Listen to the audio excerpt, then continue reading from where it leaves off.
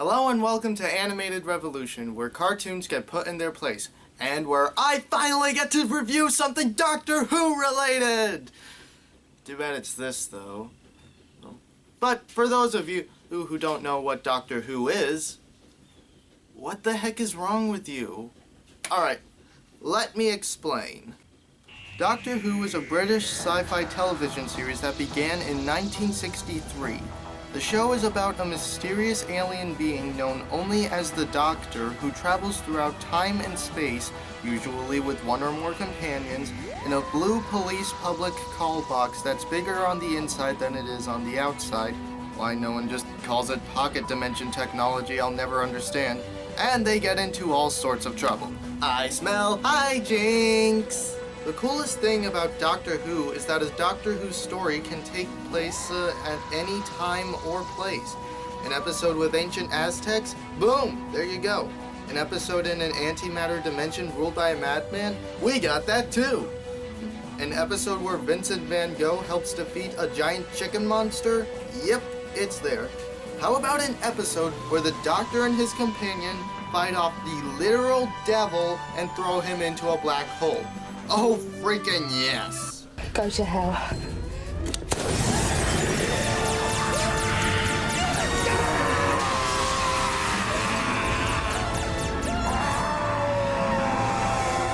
This concept is probably the greatest ever put to television and is part of the reason why I think it's lasted so long. Sure, the old series had some bad episodes, boring episodes, and sometimes just downright laughable effects even by the standards of the time, but since when were special effects necessary for good storytelling? Otherwise, Power Rangers would have kicked the bucket a long time ago. Plus, the good far outweighed the bad in this series. However, in 1989, the show was cancelled due to low ratings, but in 1996 they attempted to bring back the show with a TV movie. A very flawed but enjoyable movie by my standards, but it failed for multiple reasons. However, in 2005, the show was successfully resurrected. I love this new series. It is what got me into Doctor Who roughly 3 years ago. However, the new show seems to be more intent on making its doctors look like an ultimate badass than anything else. Which reminds me, another reason why this series was able to have lasted this long is that when the show was in the stage of the first Doctor, the actor portraying the Doctor at the time, William Hartnell, had to leave the show in 1966 due to his deteriorating health. The writers then decided that Time Lords, the Doctor's species, had the ability to regenerate as a way of cheating death. Their appearance and personality would be completely different and new, but they're still the same person, just with different traits emphasized over others. You're not making sense. I might never make sense again. I might have 2 heads, or no head. Imagine me with no head. And don't say that's an improvement. But it's a bit dodgy, this process. And to save you guys the comments, I will now ask some questions commonly asked by the Whovian community. Favorite Doctor, the 10th, played by David Tennant. Favorite companion, Rory Williams. Favorite episodes, The Fires of Pompeii, The Satan Pit, and The Christmas Invasion. And The Androids of Tara. And there might be a few more that I didn't bother to remember. Oops. And because we are here today, there was an animated web series. Several, in fact. However, today we will be looking at one released in 2003 for the 40th anniversary of Doctor Who. And I can honestly say that this is one of the most boring cartoons I have ever seen. And now that I've wasted enough time, Lord help me for not wasting more, let's take a gander at Doctor Who's Scream of the Shalka. Like me.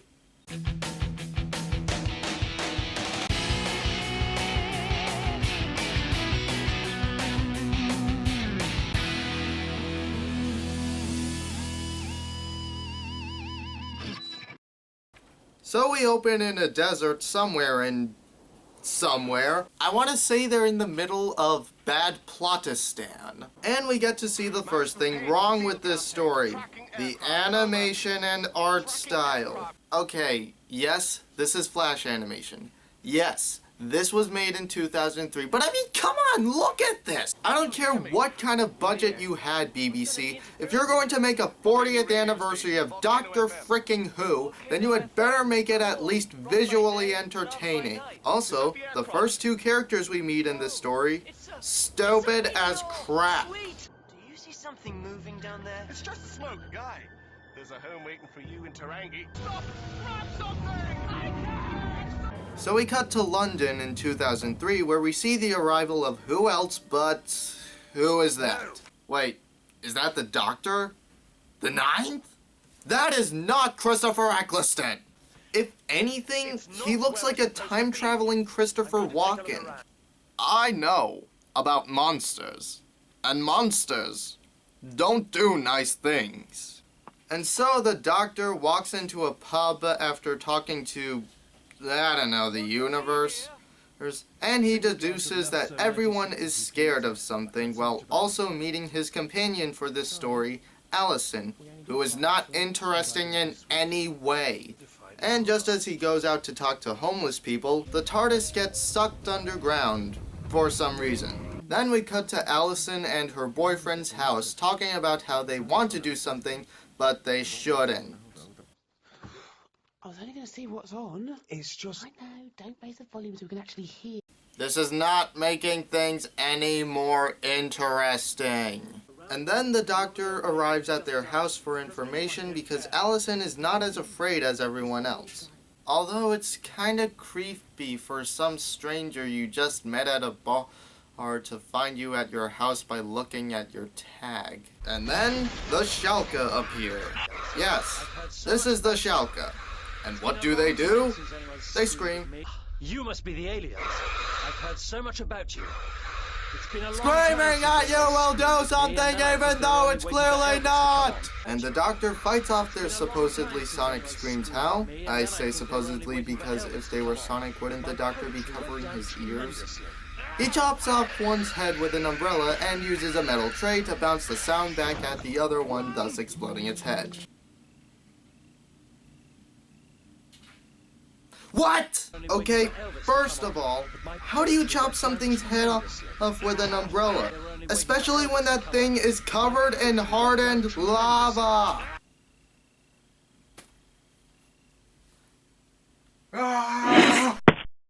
Secondly, if it explodes the head, why weren't the Doctor, Alison, and her boyfriend's heads blown up too? So the Doctor and friends break into a store next door. The Doctor reveals that he is not human and that is why the screams don't affect him. But that doesn't explain why Alison and her boyfriend aren't dead right now. What are you? Mildly annoyed. So are we. The Doctor decides that it's time something else blew up because otherwise this wouldn't be Doctor Who if only one thing explodes. And blows up a store along with Alison's house, thus driving away the two Shalka. Got you! Got you! What have you done? The sonic pulse from that will stun those creatures underground. What, you blow up a house, you get a sonic stun? So once again, an umbrella equals chopping off of the head, a metal tray equals sonic sound deflection, and house go boom equals sonic stun. Ones in the shop will take days to reform. There's no thumping from downstairs now, so listen. That's the sound of you being free. Wait. You blew up 2 buildings with 2 aliens in one of them. So why would you think there wasn't more? And how would these people know that those Shalka were in there? Anyone could have been in that building. And what makes you think they won't come back? Do you think that one exploding building would be enough to drive them away forever?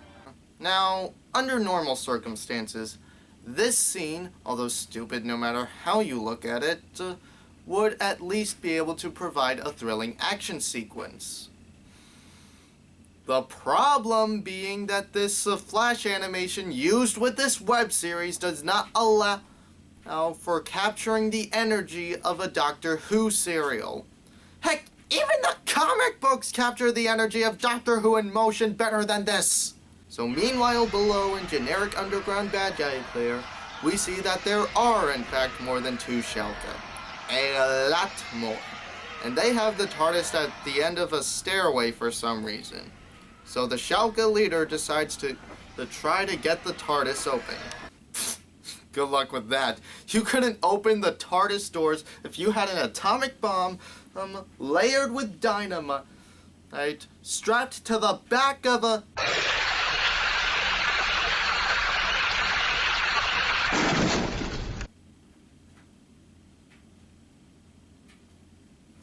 The assembled hordes of Genghis Khan couldn't get through that door, and believe me, they've tried. So, all of Genghis Khan's forces couldn't bust through the TARDIS doors, but one scream from one Shalka can... What? So the Shalka leader goes into the TARDIS and we see... What the frick is the Master doing there? Seriously, that's the Master. Why is he in the TARDIS? And if he is in the TARDIS, why hasn't he just flown away with it and left the Doctor for dead? Why? So the Master activates some kind of sound deflector shield to hold the Shalka back. Then we cut to the Doctor talking to some unit guy for help with getting his TARDIS back. However, you would not know they were unit unless you read the Wikipedia page, during which the Doctor deduces why the Shalka are on Earth. It's on top of a plug of ancient volcanic rock. I think these creatures evolved on their home planet to take advantage of rock like that, to manipulate it with their sonic cries. The volcanic rock meets metamorphic rock at the hills here. Also, Alison gets captured by the Shalka. Oh no? So the Doctor and unit start to go down into the caverns to kill the Shalka, assuming that he knows there are more than just 2, when we get this nifty scene. Here you are, Doctor. I'm here under duress. Remember that, Major. Don't you ever offer me a gun again. Okay, at least they got one thing right about the Doctor. So then they get going with their journey to the center of a boring delivery of what would normally be an interesting plot, and after the Doctor and the Major, whose name I forgot, have their 4th argument, they encounter... What is it?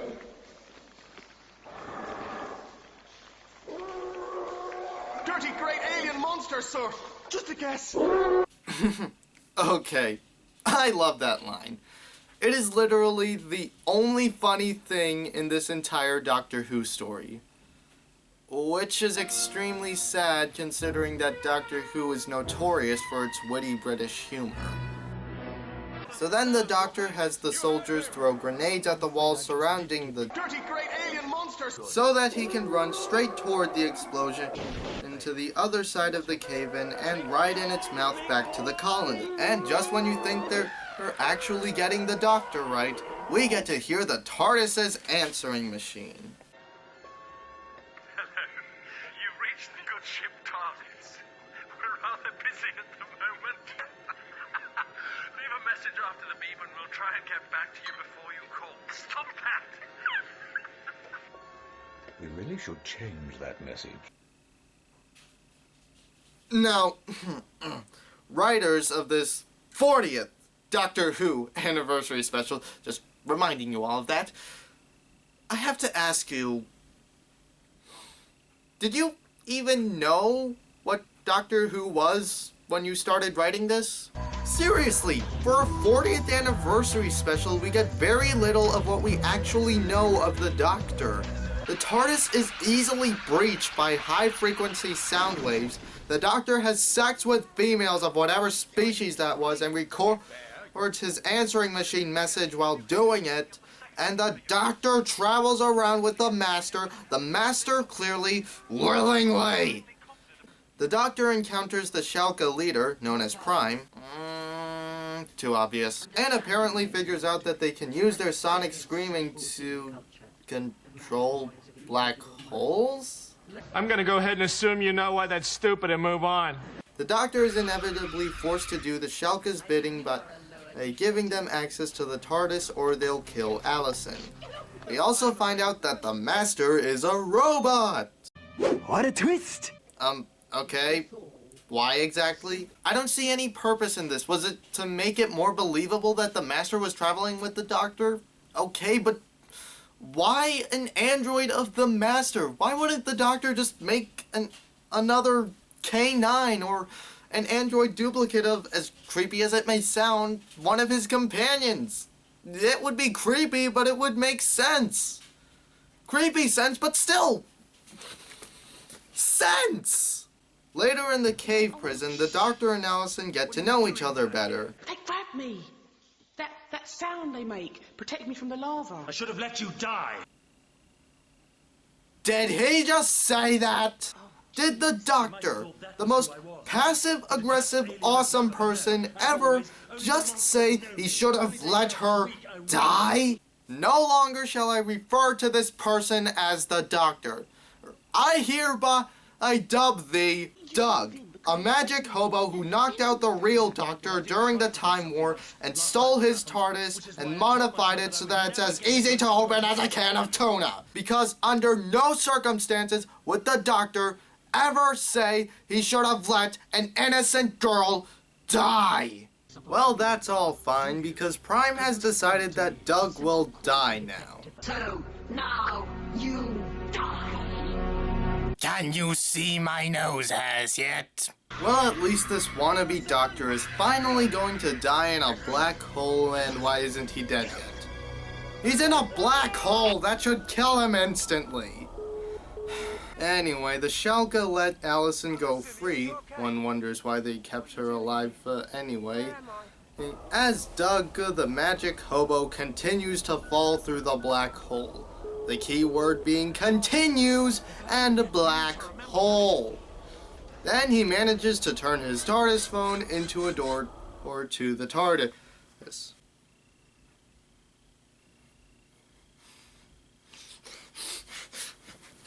What? We have technology. So then Doug gets back on board the TARDIS and sends the Shalka into the black hole via the magic unfolding door phone. Did they even read the script when writing that? And then bickers with the Master Droid on that he wants to stay and save Alison. Then Doug returns to the surface to delete a message he sent to the Major while Alison and her boyfriend are being controlled by Shalka brain control or something to drive to some forest. And then we find out that Alison's head has a mini Shalka in it.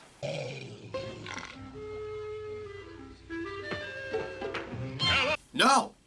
I am not dignifying this sack of crap with a clip from one of the greatest comedy movies of all time.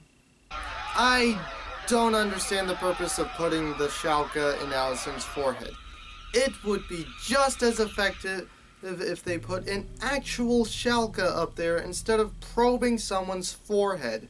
But anyway, the forehead Shalka makes the people overrun a warehouse for some reason, and just as Doug arrives with unit to pull the Shalka out of Alison's forehead and put it in a jar. Further proving that the Shalka should have just sent up a full-grown Shalka that could defend itself. You may try to look for an explanation of why they had to probe Alison for mind control, but there is no given reason. I watched the scene 3 times, and there is no reason.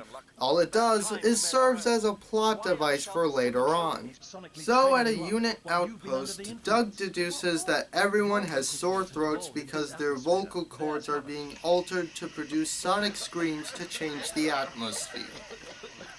Yes, you heard it here first. Sonic screams can change the Earth's atmosphere. So once again, umbrella equals chop off head, metal tray equals sonic sound deflection, house go boom equals sonic stun, and sonic scream equals open TARDIS door, atmospheric reconfiguration, and black hole control. Once the slaves start screaming, "We shall bring down the walls of Jericho!" The hobo, falsely known as the Doctor, and Alison go to the caverns to confront Prime and the Shalka. And we learn that the Master Droid can't leave the TARDIS. We're never told why, he just can't. We're then exposited that the Shalka are here to take over the planet because we are in ecological trouble, and they're taking advantage of it so they can expand their empire. Soltox, Duprest, Voltanis. dead worlds, lost civilizations. History says they destroy themselves. They did most of the damage, then we finished them off. We inhabit 80% of the worlds of the universe. Those you regard as dead. So you're it. The great limiting factor of the cosmos. The death principle. If cultures wander down an ecological cul-de-sac, you grab them by the throat and throttle them. This is why I was sent here. In all my travels as a Time Lord, I never saw it. You're not predators. You're death incarnate. Alright, we'll just add you to the Doctor Who Death Incarnate enemies list. Ah, here's a good spot for you, right between the Daleks and the Cybermen. Prime decides to transform into a Dirty great alien monster! and then decides to chain Doug and Alison to a stalagmite, and Doug exposits to us about the Shalka machine and what it does. One wonders why Prime doesn't just kill them, thereby eliminating all obstacles in her path to global domination and freeing us from this web series, but hey, that would make sense!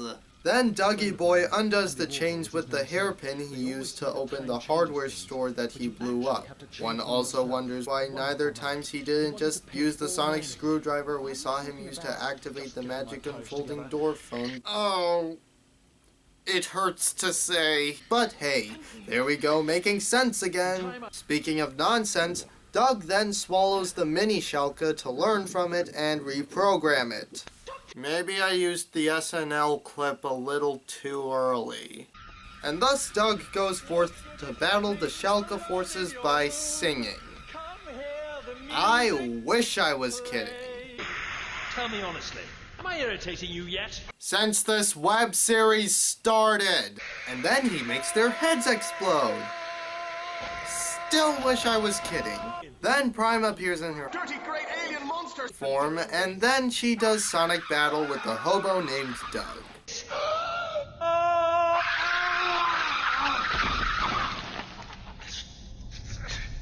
Or perhaps I'll just...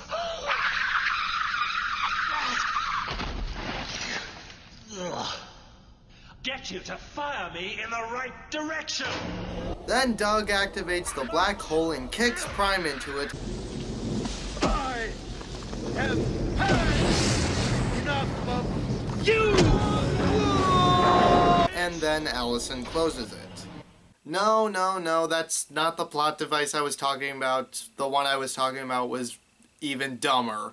Doug coughs up the mini Shalka and puts it back in Alison's forehead, and she sends a sonic message to all the people under the Shalka control to stop and be free.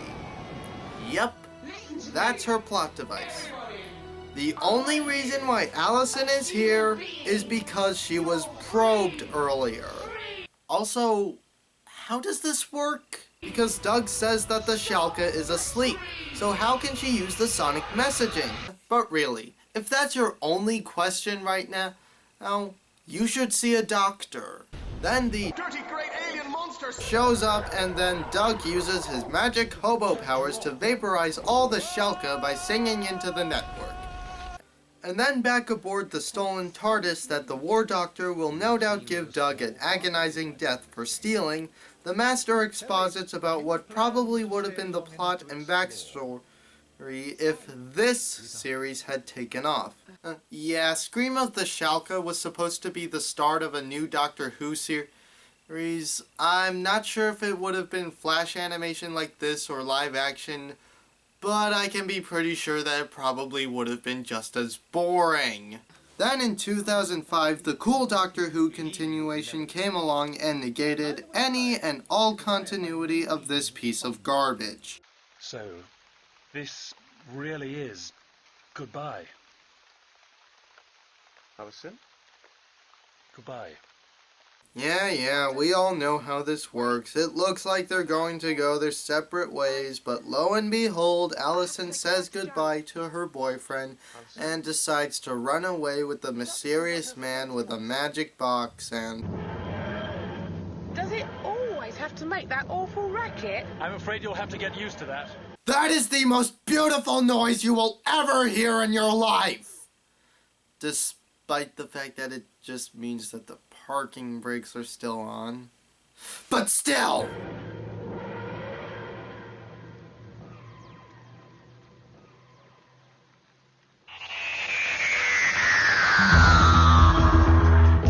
And that was Doctor Who's Scream of the Shalka. And it made me want to scream with hate! Do I even need to go over why it's bad? For one thing, the animation is not right for a Doctor Who story, and the art style is an eyesore. The hobo named Doug, who claims to be the Doctor himself, lacks any of the charm and finesse of the real Doctors, and comes off as an arsehole. The Shalka are terrible villains who are terrible at what they do, and are pretty darn weak. Alison is a boring companion that doesn't do anything that isn't a plot device, and the android master just being there is no less than the same. Not to mention that the plot devices don't make any sense whatsoever. In the end, this is by far the worst Doctor Who story I have ever witnessed. So don't watch something like this, watch some actual Doctor Who. Which may not have the guarantee of being good, but will at least keep you entertained to the best of British ability. Until next time, Alon's... The intruder alarm. Oh, crap. Dallo, we have a perimeter breach. I think that guy might be back.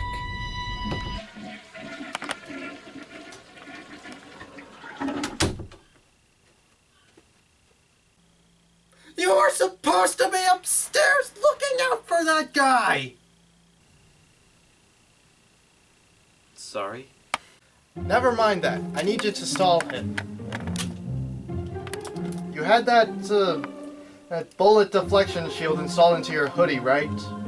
Yeah, but it only works for a couple of minutes. You know that. Okay then. I need you to just grab the juice and stall him. So I get to be the first one to use the juice? Sweet. Yeah. Just get up there.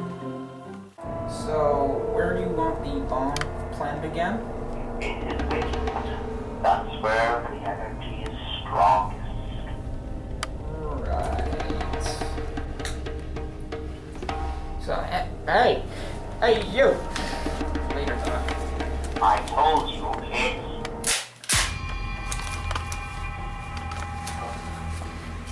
Come on, we already fought. I won. You wanna go again? What are you getting? Open the fridge? You gonna fight me with ketchup? Come on. Just smear it on my mask.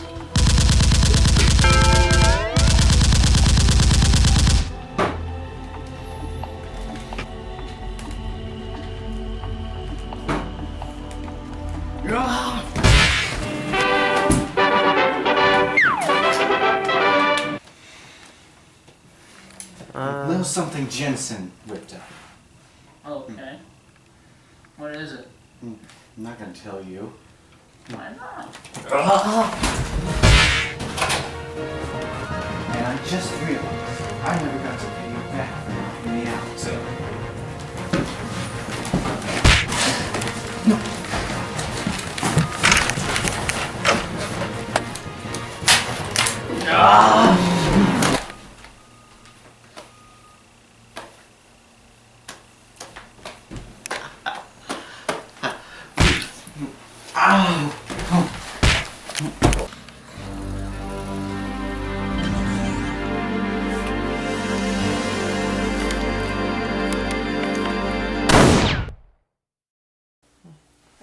why didn't that work? Hey, jackass!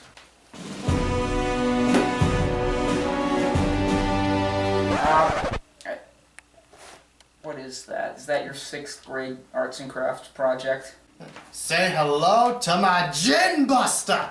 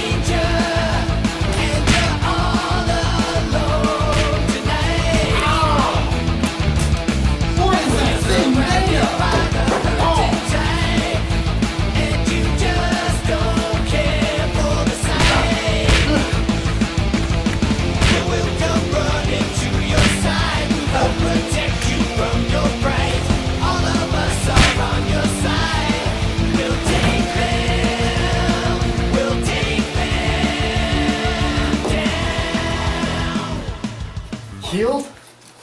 No. Whoa.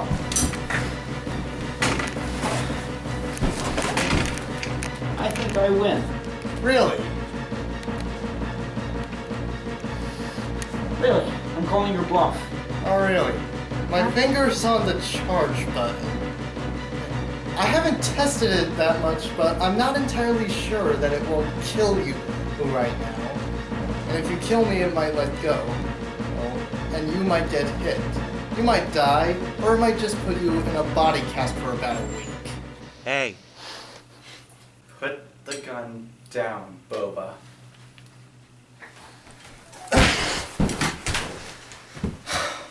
Well, that was a thing.